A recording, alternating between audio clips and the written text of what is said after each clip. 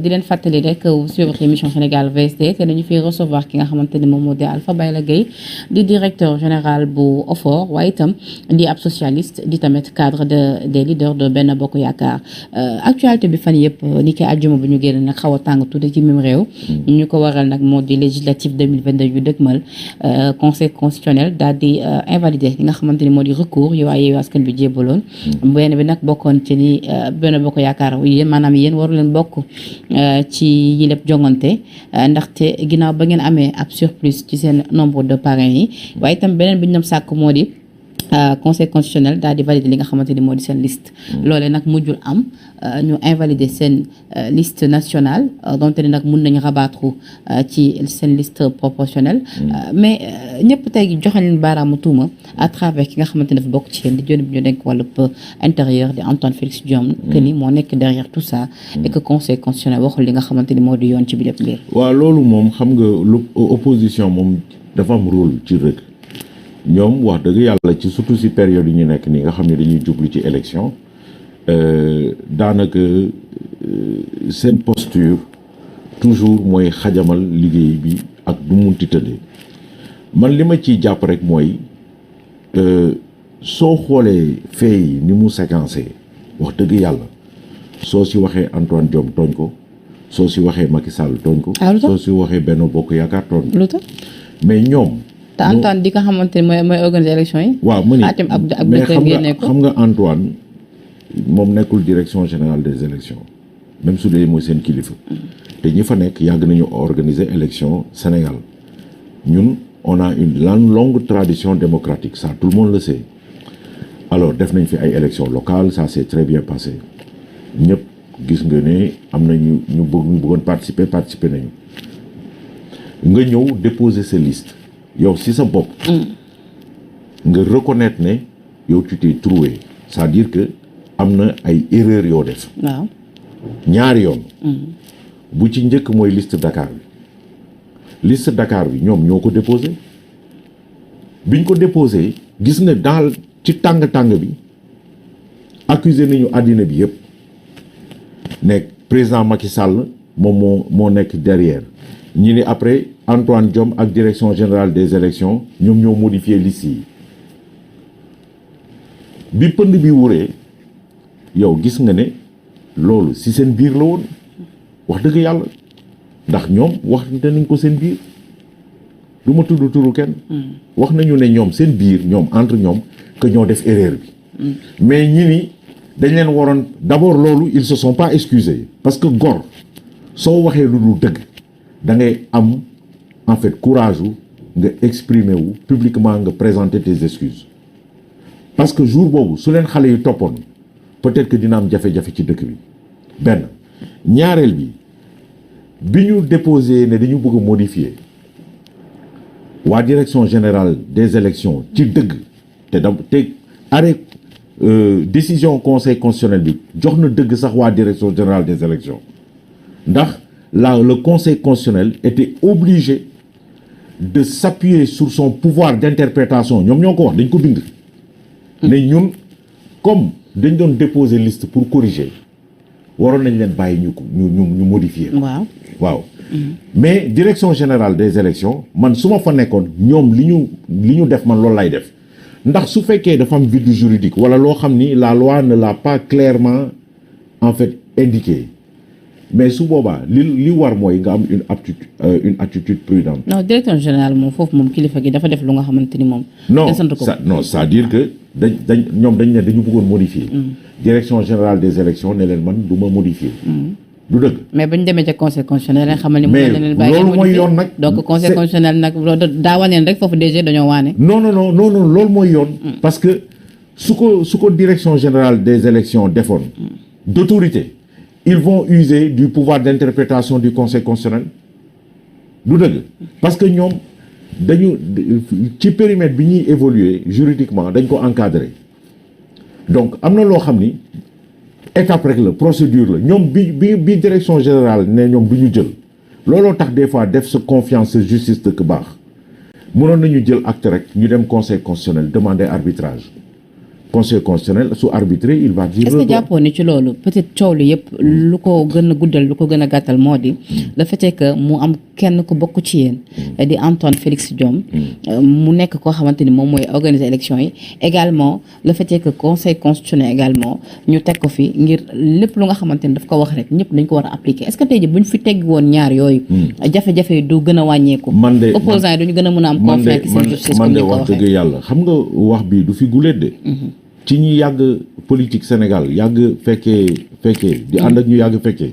lii du fi guléet du temps du parti socialiste waxoon nañu fii vous vous souvenez ne dañuy indi CENI xaw ma waaw mooy période boobu vague CENI bi nekk en Afrique partout mais période boobu ñun biir parti socialiste dañ ñëwoon ñun suñu administration elle est suffisamment dimensionnée pour organiser des élections du dëgg donc c'est vrai que ki nekk à la tête mun na symboliser le pouvoir mais c'est pas ça qui fait gagner ou perdre une élection. mais nag loolu na ngeen mën a waxee parce que tamit ku ne xam na ne c'est juste parce que vous faites partie de la mouvance présidentielle peut-être tey jii bu fekkee da ngeen dem ba jamono dox ba ngeen nekk ay opposants dootu leen tenir même discours. non man au niveau du parti socialiste notre ligne elle est claire là-dessus parce que démb dañu àtte tey ñu nar ñu àtte ñun on n'est pas pour que ñu dugal benn structure indépendante dans l'organisation des élections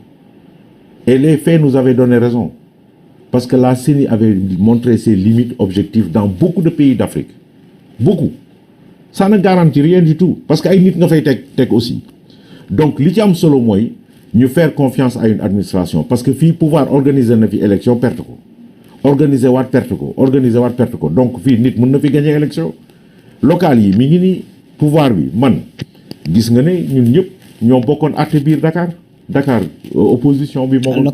local yi opposition moom doon nañu bàccum gerte. non mais loolu. dañ leen moom opposant yéen moom local yi moom dañ leen doon ba ngeen tiit. non c'est-à-dire que xam nga. est-ce que nelaw ngeen guddi non xam nga l'alternance la démocratie suppose l'alternance même est consubstantielle à la démocratie c'est-à-dire démocratie moom gagné ak ñàkk ci la bokk homme politique nag bu ko xamul da ngay sonal sa bopp ci politique. d'accord mais pour en revenir ba tey ci manifestation man pour man Dakar mënoon nañ def mieux que ni ñu def malheureusement on n'était pas très bien organisé il y a eu de fortes dissensions en interne mu affaiblir ñu partout. donc suñu defoon li ñu def ci législative yi bi nga xam ni président dafa def commissaire politique yi ñu dem ci gox yi saytu situation yi ba defar liste yi peut-être dinañu am en fait de meilleurs scores à Dakar. D'accord. Malheureusement on l'a pas fait. Ça a profité à l'opposition. Mais barki démb vendredi ba ngeen gisee mobilisation quand même une très forte mobilisation de l'opposition ñu wane quand même seen doole. tiit ngeen de xam ngeen ni fu mu ne ni Sénégalais jox nañ leen bopp. xam nga ñoom waa yeewee go wallu. wallu moom dañoo xawoon pëtax sax waaye temps yeew ñu ngeen di yóbbaale. ci bës xam nga ñoom ils étaient contenus dans l'équerre là xam nga foofu dafa am benn équerre foofu génnuñu fa c'est-à-dire que. ñi ngi yoon ci place bi fii ñuy teg défilé bi. waaw la place de la nation. foofu nañu nekkoon ci équerre bi. opposition sénégalaise pour man sax. ëpp na loolu. parce que da ngeen xeeb mbooloo mi. non dama ne gisoo image yi nga xamante ni moom la doon di filmé. mais au contraire man image boobu. laa lii non dama ne lii xam nga lii. sama réalisatrice sa xarit nag. gis nga ñoom. ils étaient dans un périmètre très circonscrit. d'abord opposition Sénégal. war na mën a mobiliser. waaw ak lu mu munti demee ils ont eu 700 000 voix. donc war nañu mën a mobiliser. mobilisation bi da nga ko xeeb. non dama ne c'est-à-dire que du indicateur xam nga lu tax. ñun on a eu plus de 2,5 millions électeurs xam nga ñooñu xajuñu ci place de l'Obélisque. waaw yéen si waaye nag. même moitié bi quand même lii opposants yi def nii yéen waa Benno Guddi ñemewuñ ko def yéen li ngeen ñeme def rek mooy toog ci benn salle. non mi ngi toog ci table ci kanam. non xam nga defaru ba rafet yéen ngeen toog ca ginnaaw. non xam nga ñoom tey dañu nekk ci benn dynamique ñun peut-être suñu responsabilité. c'est pas de les suivre forcément ci dynamique. waaw façon loolu dinañ ci ñëw stratégie de com bi ngeen jël temps yi bu ñuy génnee def sotti rek yéen tamit ngeen ñoom dañ nekk ci benn dynamique. ñoom seen dynamique fu mu ne nii dañ nekk dynamique d'affrontement et de confrontation. moo tax ñuy jéem a wane doole. mais pour man lii du indicateur. mu am 3000 personnes mu am 10 000 personnes mu am 20 000 personnes opposition Sénégal soo ko dajalee war nañu mën a am 20 000 personnes. mobilisation bi ébranlé wu. non man mënuma ébranler parce que ñoom seen peuple la c'est le peuple de l'opposition. D'accord. ñoom ñi ànd ak ñoom su la neexee ñu dem daje. mais loolu amul solo. mais en termes de communication par contre li ci am solo mooy. la pauvreté des communications yi ma dégg. waaw si loolu laa par contre loolu. voilà. man bi ma ko déggee. ban analyse nga ci am wax dëgg yàlla gàcce laa ci am. lu tax man mënuma comprendre. li leen intéressé lañ parce que ni élection yi warul am xam nga. Macky Sall dafa bëgg a imposer dictature loolu la ñu wax ñoom xam nga pend ça dépasse ça. gis nga Sénégal wax dëgg yàlla yàgg na am pouvoir ak opposition ñun du temps où on était au pouvoir Ablaye Wade moo nekkoon suñu contradicteur de prestige. ñoom waa PDS yi dama daan seetlu saa yu PS daan def. wala gouvernement Abdou Diouf daan def communiqué de presse communiqué conseil des ministres di nga gis ñu commencé di critiquer et cetera di critiquer Wade même da daan joxe des fois ay orientation yooyu ñun ñëpp fekkee nañ ko bi Ablaye Wade ñëwee au pouvoir ñun dañuy yokk ci affaire bi sax lu bees ndax dañu théoriser woon opposition républicaine c'était pour annoncer la couleur wane ne ñun en fait fu mu ne nii dañuy léegi opposé wu de manière républicaine ba pare di critiquer le gouvernement je me souvenais à chaque fois que le parti socialiste dañ doon am communiqué conseil des ministres Ablaye Wade suñ daan def réunion secrétariat exécutif national dañ daan critiquer Ablaye Wade ni mu doon liggéey di critiquer gouvernement am des fois même di ko jox ay orientation par exemple parti socialiste daan na safo saa yu campagne arachidière bi di ñëw ñu attirer l'attention du gouvernement ne ko campagne baa ngi ñëw semence yi egseegul et cetera mais opposition Sénégal bi dama gisul ñu def dara lu niroog loolu man li ma fiy gis mooy ay ŋàññante ay xasante ak wax lu ñaaw ak jaay doole loolu laa fi gis ci kaw kàddu boobu sax gëj naa gis opposition Sénégal ñu bind laa la wax de man bind laa wax bind man gëj naa gis opposition Sénégal mu bind def communiqué de presse wala loo xam ni c'est technique mu bind ko nit ki liir ko ku am xam-xam xam ne lii c'est structuré. gëj naa gis loolu moom ñu ngi koy gis ci waa Aar Sénégal. non Aar Sénégal c'est nouveau. c'est nouveau. je veux dire gisaguma ñi ngi koy jéem parce que ñooñu dafa am lu ñu bëgg ay xale nañu suñu ay naataango. démb rek toog nañu waxtaan ak askan bi ci li nga xam mooy seen bëgg-bëgg ci li nga xamante ni. mais loolu mais ñoom. sama xarit yooyu ñoom Thierno bokk. mais parce que opposition da nga war a def les choses correctement parce que ñoom ils cherchent à faire les choses correctement on le sent parce que suñ demee banaan dañu bëgg a def offre parce que ñeneen ñi amuñu offre. moo tax nag raison pour laquelle si sa gis-gis jàppoo ni conseil constitutionnel ginnaaw ba yéen seen liste benn bokk yaakaar dafa am coow ñoom it waa yeewu seen liste am coow ndax waruñu woon boole yéen ñaa ñëpp jël leen paqueté leen yóbbu leen géej. jël waa à Sénégal kese bala ñu dem ci parce que ñoom aussi dañuy def les décisions de droit en fonction de li ñu yore te décision yëpp c'est motivé décision yi ñu jël yëpp c'est motivé dama yaakaar ne Sénégal saa yu amee jafe-jafe fii ak wàllu yoon est-ce que nit yi dinañ def effort dem lire décision yi wala arrêt yi. waaw buñ ko liirul moo war a ñu leen di invité pour ngeen leeral. mais li ñu bind dafa leer.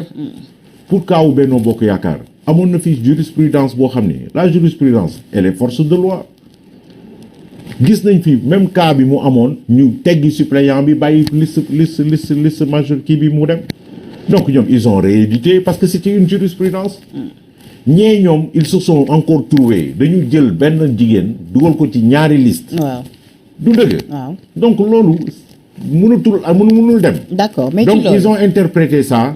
Et je pense que le droit a été dit. A été très bien dit. li ci am solo mooy su fekkee ne dañuy jongante ñu dem ci situation yu mel nii ba yoon àtte ku ci nekk na nga jël sa responsabilité tu prends acte et puis nga dem defi sa élection lu la yàlla jox nga jël ndax àddina nekk au pouvoir c'est bien mais c'est pas une finalité. te li ci ëpp solo mooy. ñu liggéey pour amal njëriñ Sénégal mais malheureusement il faut le déplorer. D'accord. Opposition Sénégal. On a beaucoup baissé en intensité. D'accord. wax dëgg yàlla doon nañ fi am ay opposition yoo xam ni. yow vous vous souvenez des débats parlementaires Ousmane Ngom Abdourahim Agne. c'était des débats de haute facture. mais nag temps yooyu les jeunes dañ waaw doon jàng. mais nag temps yooyu nit ñi peut-être amuñu woon président bu mel ni Macky Sall li Ousmane Sonko naan suñu président bi ñu am rapport de force la xam. non la xam peut-être moo tax nag ñoom ñuy non wax dëgg yàlla imposé woon nii. wax dëgg yàlla nag waaw. Macky Sall day politique moom aussi mais nag wax dëgg yàlla luñ ko wax tooñ ko. ah laataa ñu ñëw sax moom ci Macky Sall ak tontu bi nga xamante ni indi na ko. luñ ko ci wax tooñ ko parce que moom.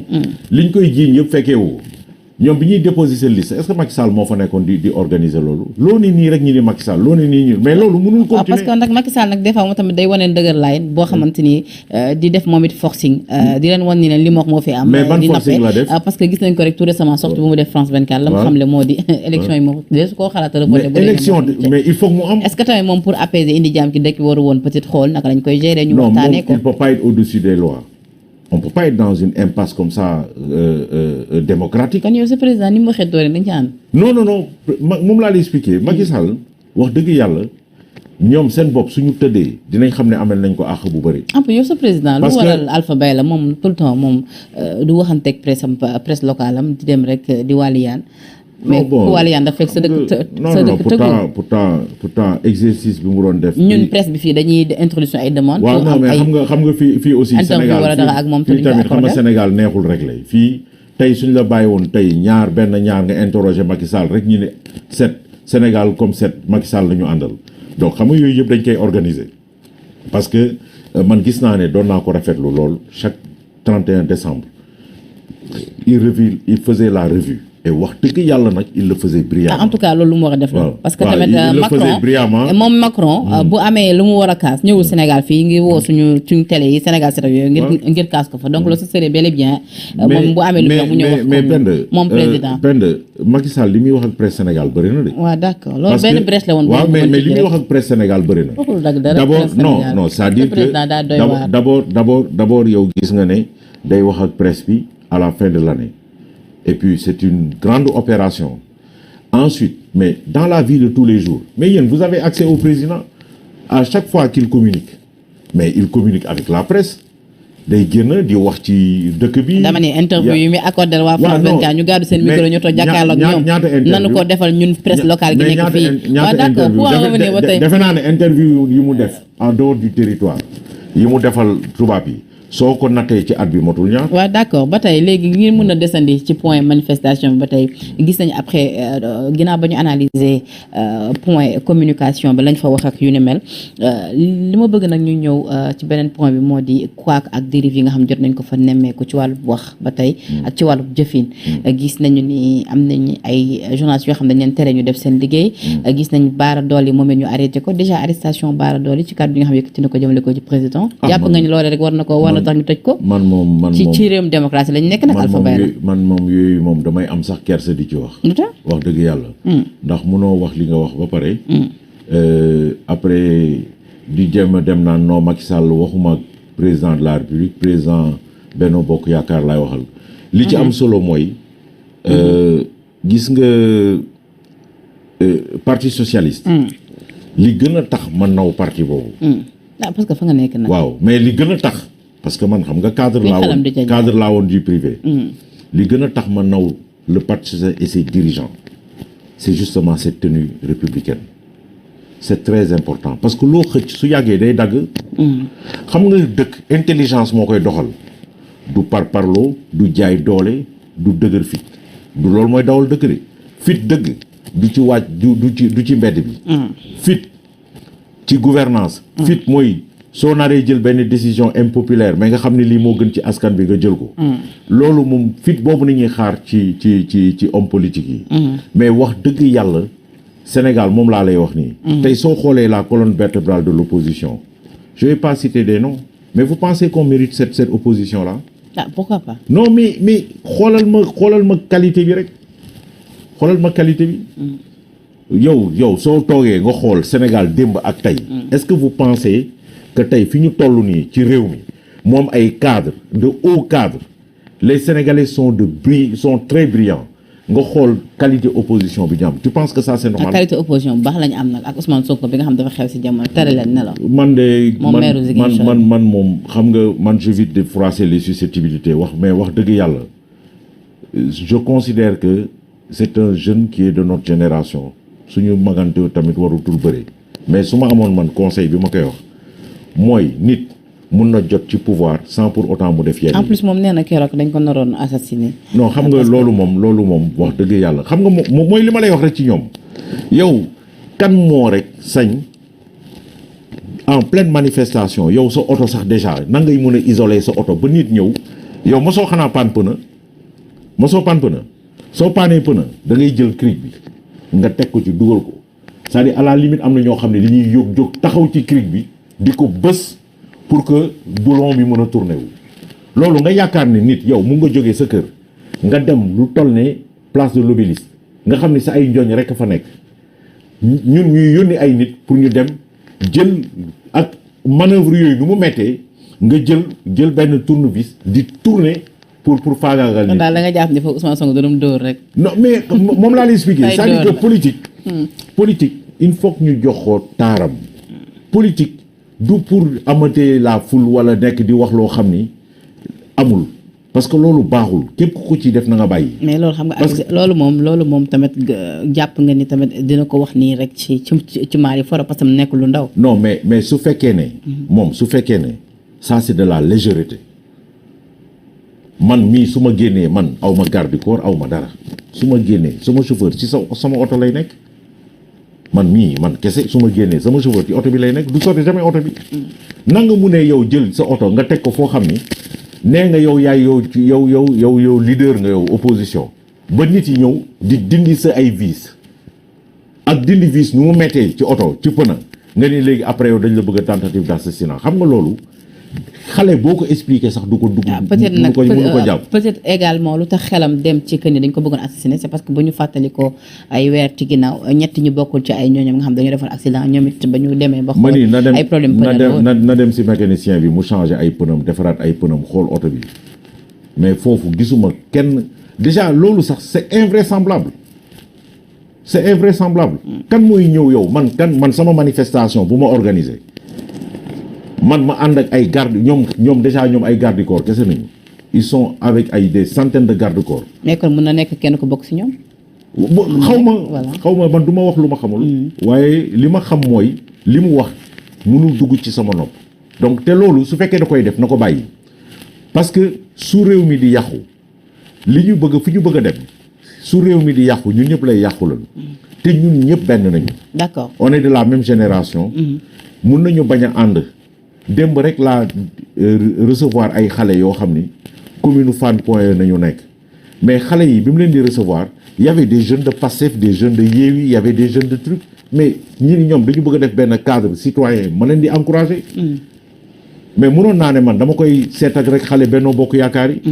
parce que au-delà de nos personnes y a notre pays. Y a notre république. Et ça nous devons tous travailler à préserver nos acquis démocratiques. D'accord, mais